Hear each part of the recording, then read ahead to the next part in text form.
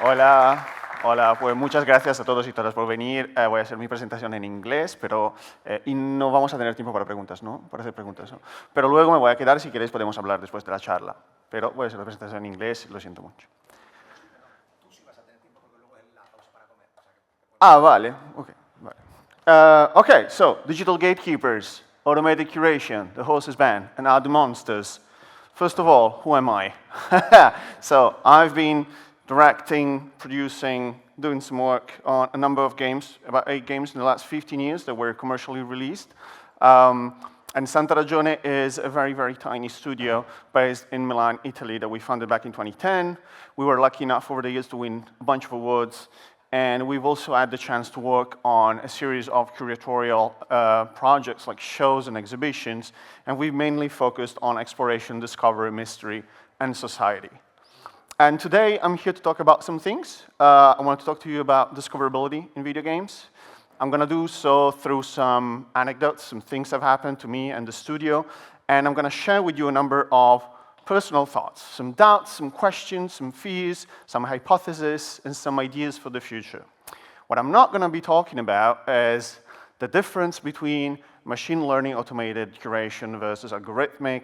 I'm not going to make an in-depth analysis based on a theoretical background. I'm not going to go through a comprehensive look at automated curation across media, just very interested, but I'm not, I don't think I'm the right person to do it. And I'm, most importantly, not going to be sharing any hard data. So if that's what you were looking for, I'm sorry to disappoint. But let's start with patient A. This is a game came out, oh my God, 12 years ago? 12 years ago. 2013 is a space exploration game that launched on Steam. And it was a commercial success. We made about 10 times the amount of money that we put in to develop the game. It got mixed reviews. It's kind of a difficult, it's kind of a weird game. Not everyone liked it, both in the media and players. So, you know, it's still great success commercially. And then 10 years later, August 2023, we released this other game called Mediterranean Inferno. That is about, it's a visual novel, post-pandemic visual novel about 3 young men going together for a summer vacation after COVID. You know, it was a huge critical success. People really loved the game, and it's got really good reviews, and yet it barely made back the money that it cost to make, right? So what happened? Why this difference? What happened in between these 2 games? Let's start from this. This is the only data I'm going to share with you. So the day that Mirror Moon EP came out, 3 other games came out on Steam. So we got basically invited to the platform before the Steam Greenlight thing happened. And the day we released the game, only 3 other games released on Steam.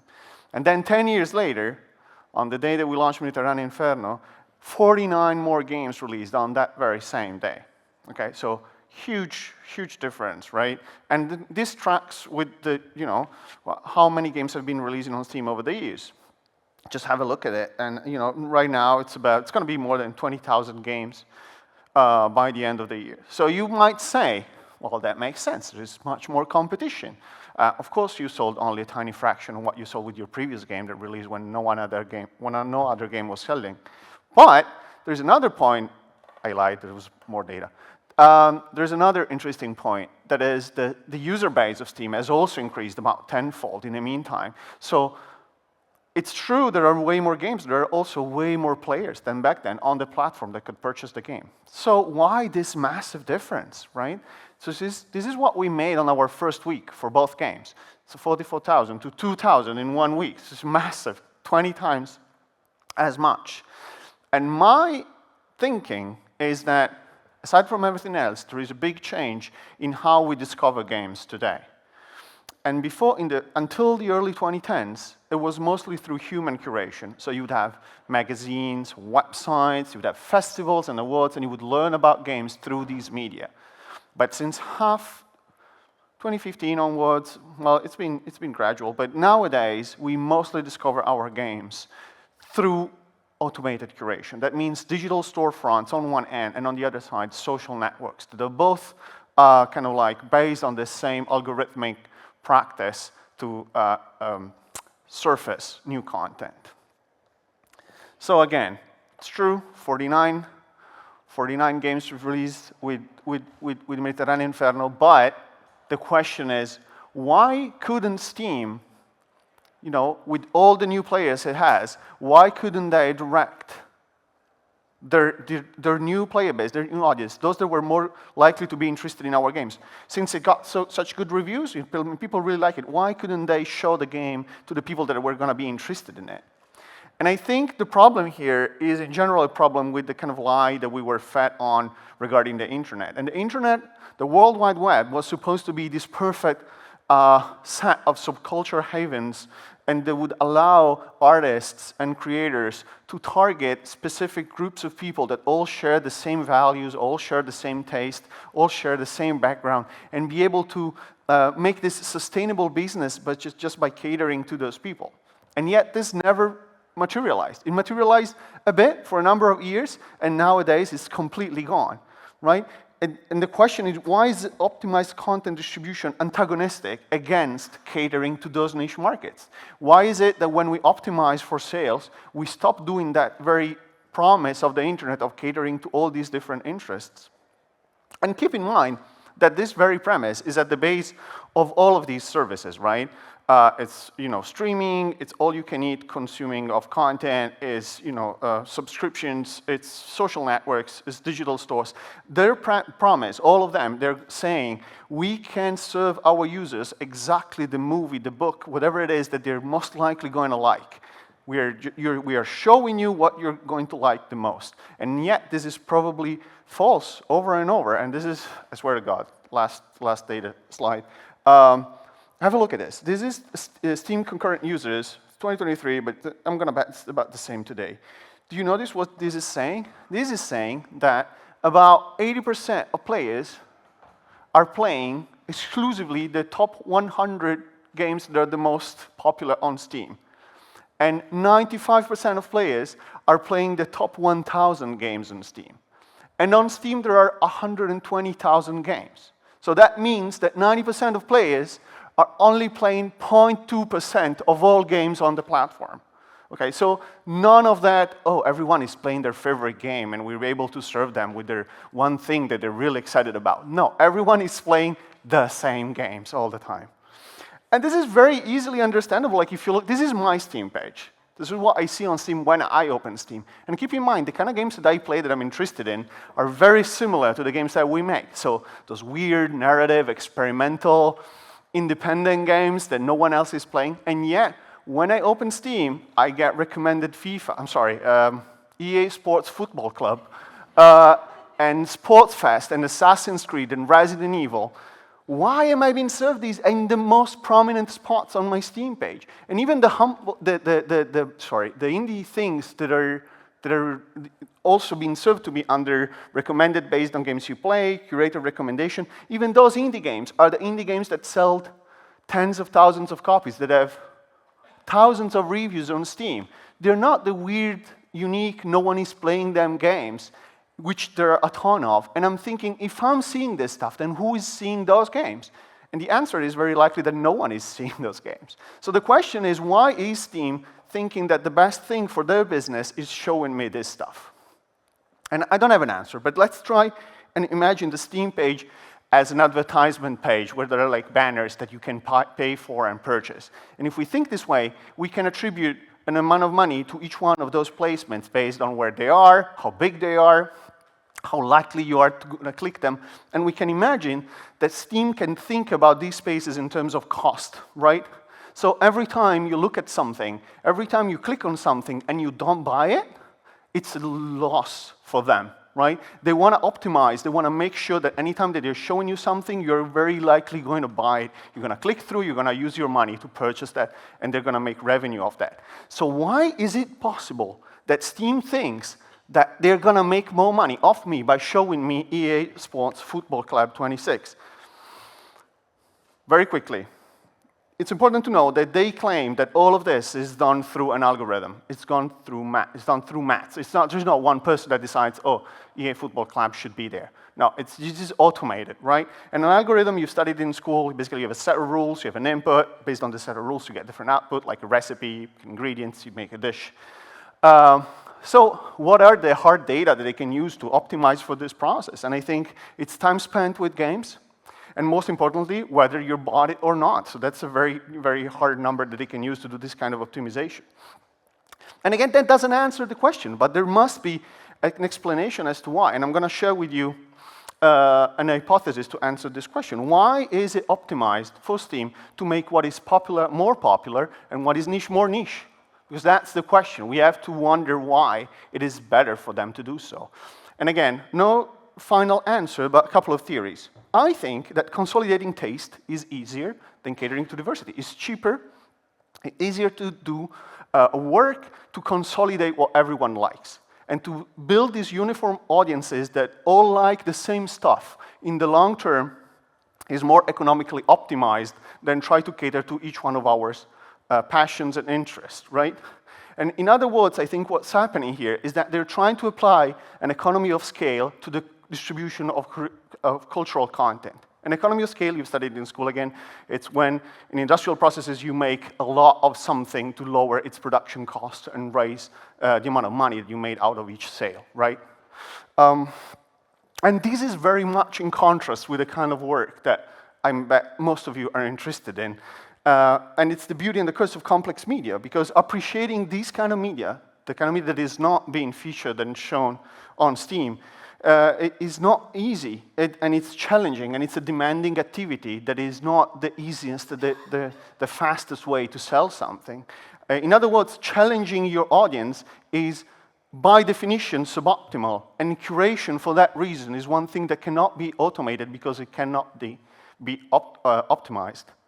And curation, again, is a contract of trust. So it's this relationship that we have between the audience and the curator, where curated media is consumed despite it not being immediately appealing or immediately accessible, right? We don't need someone to recommend us something if we can look at it and be like, oh, I'm surely gonna like it, right? We're gonna need someone that says, this thing there, I'm gonna tell you, you're gonna like it, and you trust me, and you're gonna check it out anyway, even if it costs you friction. Maybe you have to go somewhere to see a show. Maybe you have to pay for something to consume it. It's not, you're tired in the evening, you switch on Netflix and you click play on the first thing that it serves you, right?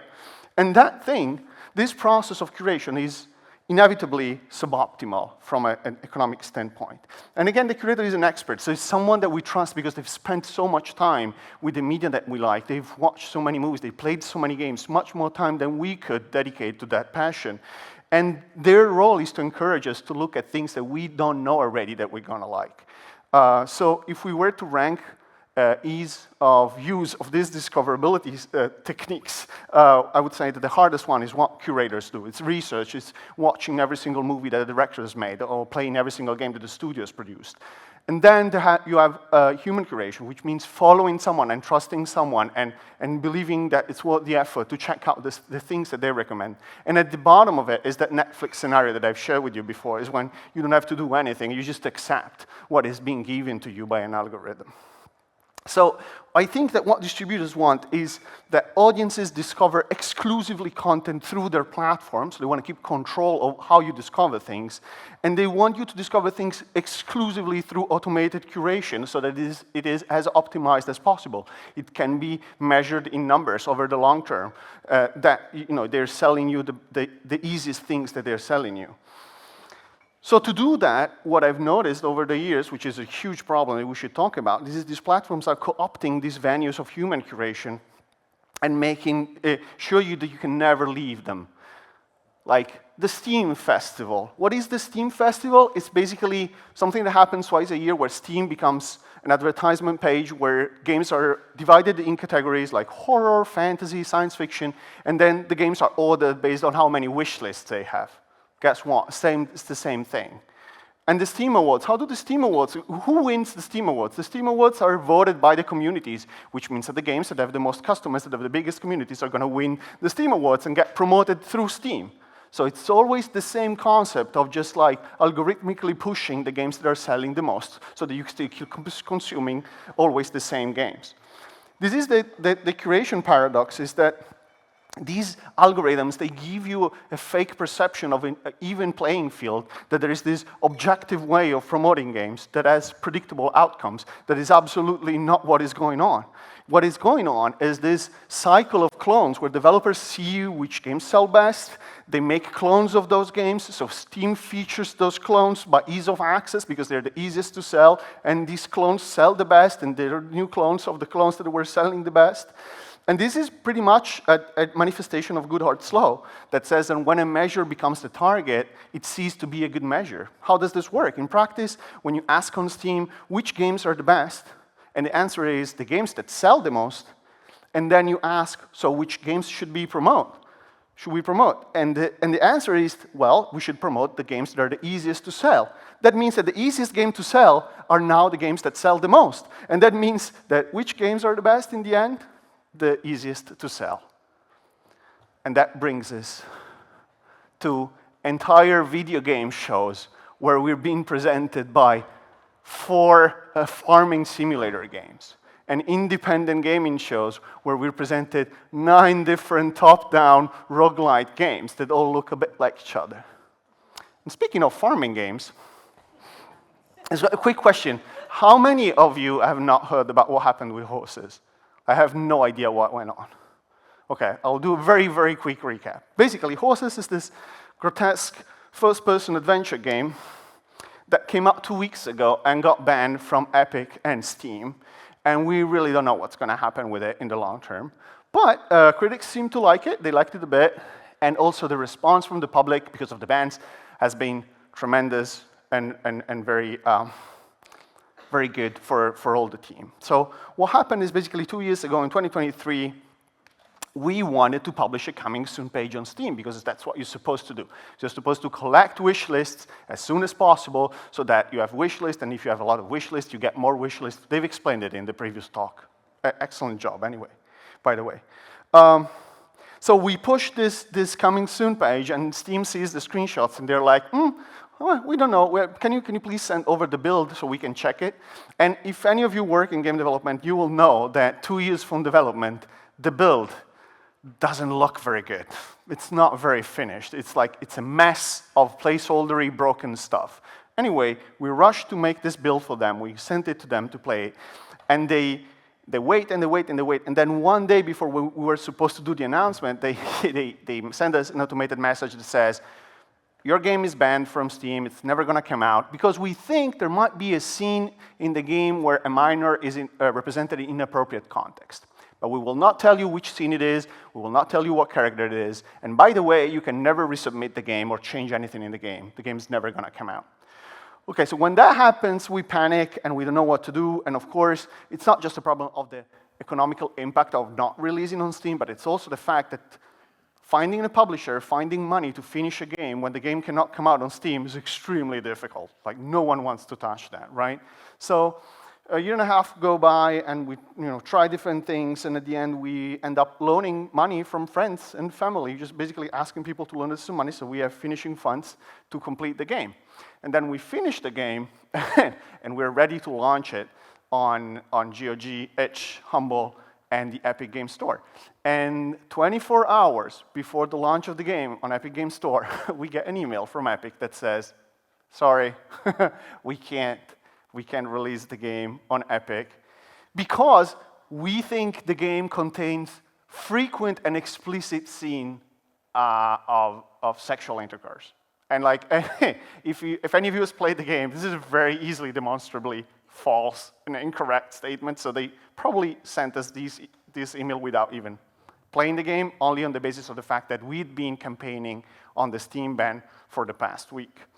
So luckily, GOG saves the day, and they publish a post on their social saying, we fully support the project, we're happy to give it a home, and that kind of like raises a reaction from the public of support for the bans, and the game is sold really well on Itch and GOG, and that means that we're very likely going to be able to pay off all of our debts that we collected to finish the game, but not enough yet to commit to be able to make anything new after this. So we'll still have to see what happens next for Santa Ragione.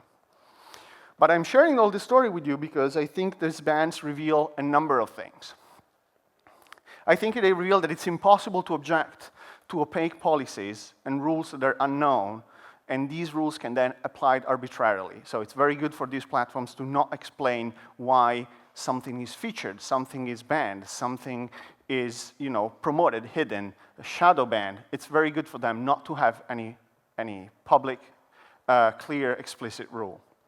Then we also learn that sex and violence can be used only to entertain, to titillate, to make erotic content, to make funny content, but you can never talk about anything meaningful using those languages. And finally, we learned that, platform owners, at the end of the day, decide for us what is acceptable art. And all that promise of automated objective curation that is happening, it's just an algorithm, no humans are telling you what to play and not to play, is ultimately a big lie. Because the algorithms and these opaque rules, they hide a very specific political stance on what is the kind of content that people are allowed to access. And that brings me to my 4 final points, and then I'll let you go. Thank you so much for your patience. I think we do need to keep separate curation and distribution. There is a huge conflict of interest in leaving the discoverability of games tied to the people that are selling you the games. Those should be 2 different venues. You shouldn't be finding out what you want to consume and discover through the people that are trying to optimize what you're trying to sell. I think we've been also lied in terms of how much better it is not to have intermediaries. When we started this, the idea of digital distribution was this idea that we would be able to sell our own games to the public without publishers, without intermediaries. But what happened in reality is that these big distributors de facto became our publishers. De facto are deciding the editorial line of what can be published and what cannot be published. And on the other end of this is the fact that we're just very, very, very tiny actors, self-publishing game studios that have absolutely no leverage to demand for better practices, better processes, better rules. Finally, and I know I'm repeating myself, but please remember that automated does not mean objective, okay?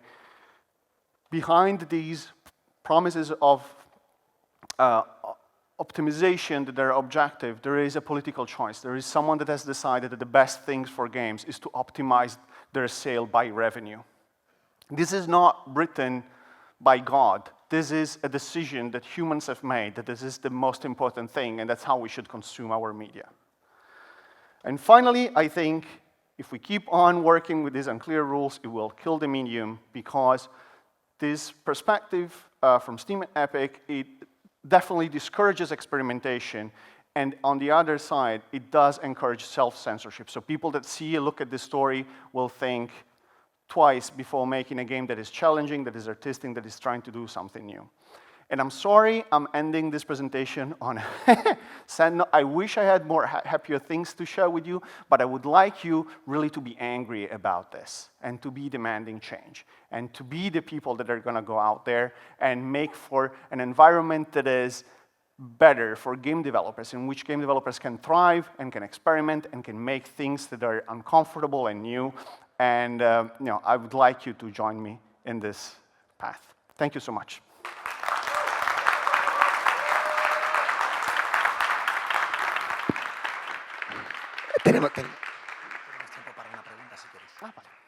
Tenemos tiempo para una pregunta. Sí, Me gustaría que fueran más, pero si hay alguna mano levantada, le acerco el micro.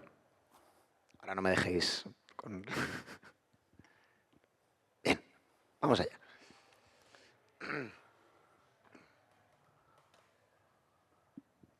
Hi. Well, firstly, congrats for the talk. It's been amazing. Thank you. And very, very sad. But what do you think we can do as developers to change things? Well, it's a good question. I'm probably not the best person to answer this, but there is a lot of talk between developers in creating co-ops and organizing and unions. I think the biggest point is that as long as we're so divided and everyone is just caring for their own business, it's really hard to demand change and to make change. I think we have to find ways to coordinate and come together and be able to demand change at a larger scale. On 2 ends. One is talking directly to the distributors, and the other side of it is talking to the lawmakers. Because we have a European Union that should be, looking at how cultural content is distributed through Europe, and especially if this content is distributed through American companies. Because what happens is basically that American companies are deciding which European art European customers can look at, and that's a problem. But we need to make our voices heard. Thank you. Muchas gracias, Pietro. Thank you so much.